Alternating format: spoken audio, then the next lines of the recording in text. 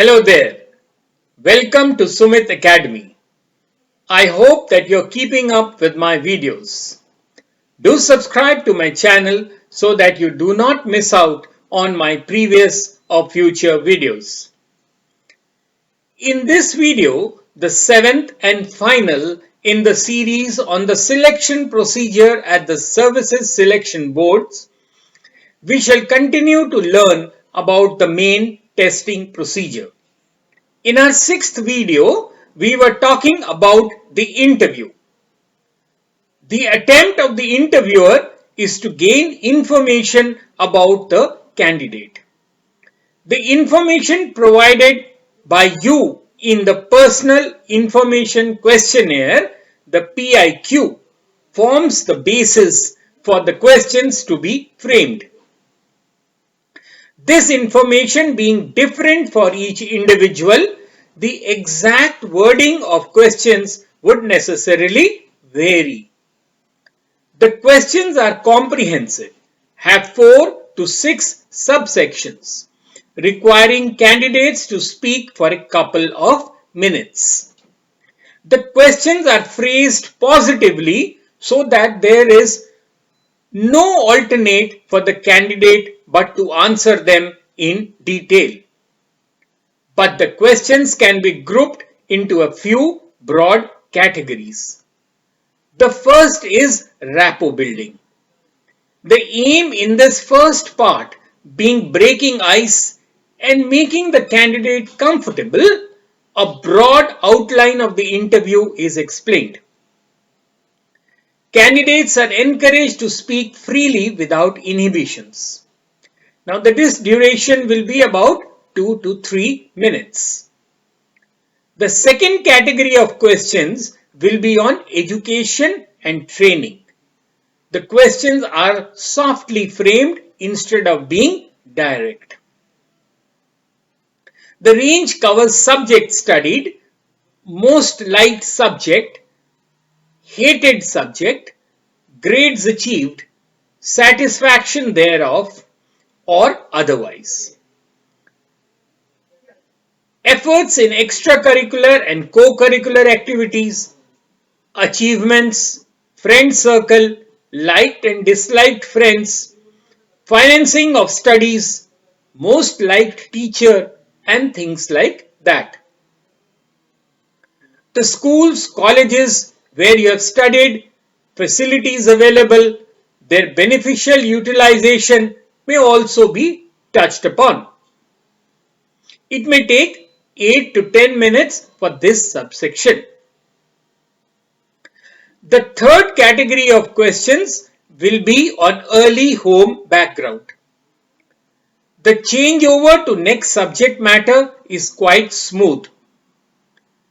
The range covers parents, guardians if parents are not there, occupation, income, siblings, position and advantages, disadvantages, grandparents, joint or nuclear family, who is the closest to you, participation in activities of the family, meeting monetary requirements, neighbors, socio-cultural activities, participation and roles.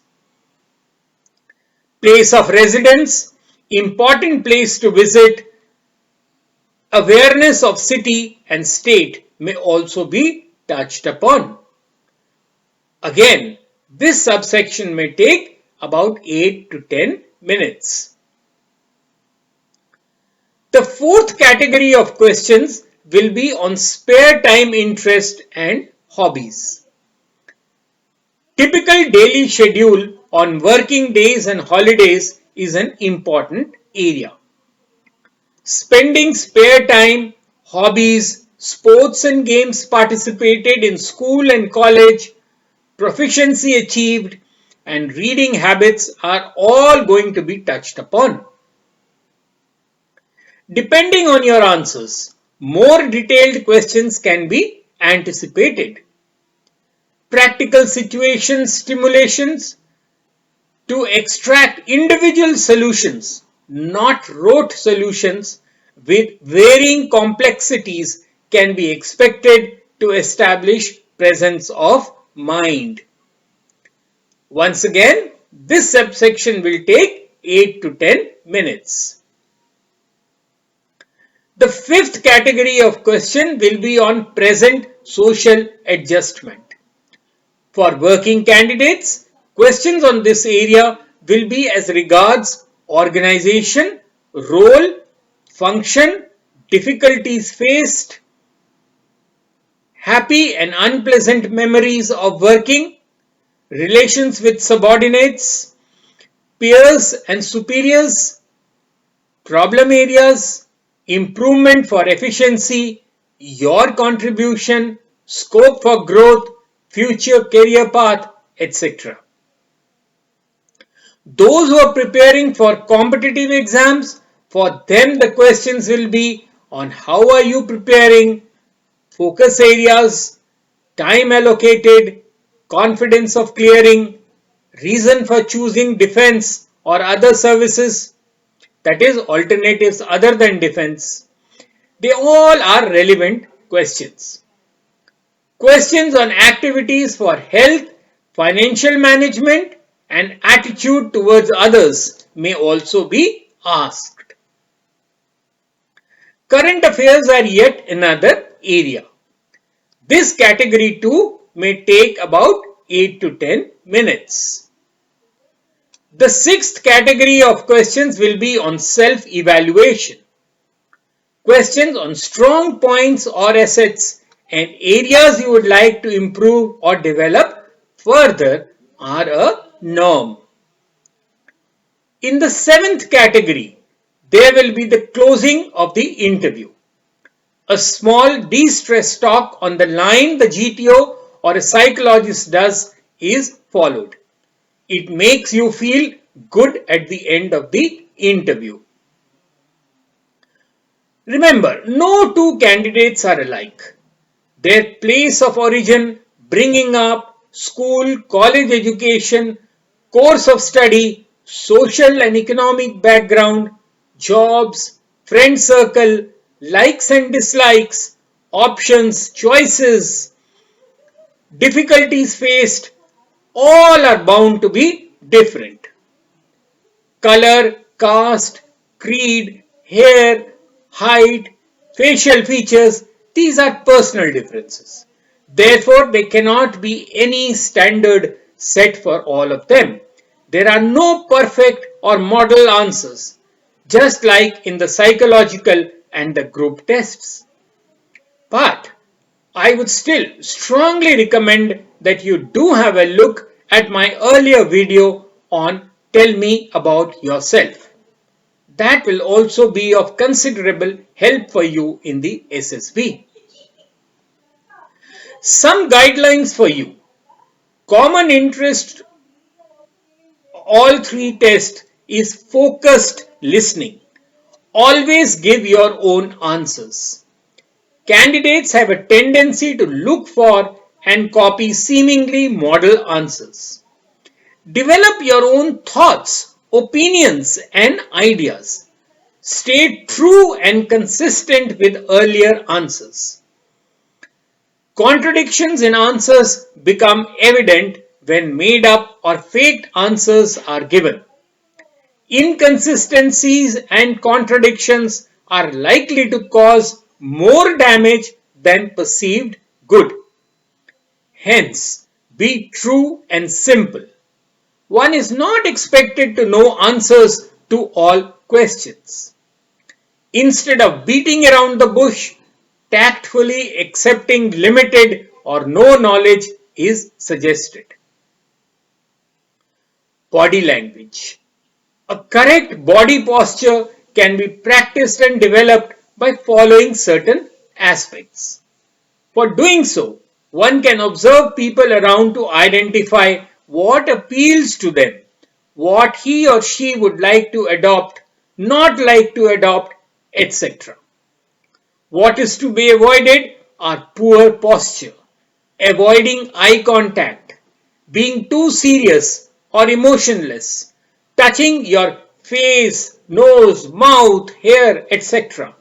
Being too defensive or making offensive gestures. Fidgeting, shrugging, fiddling with objects, and nodding excessively. All these are a strict no-no for your SSB stay and for your selection. Do fill the PIQ accurately and honestly.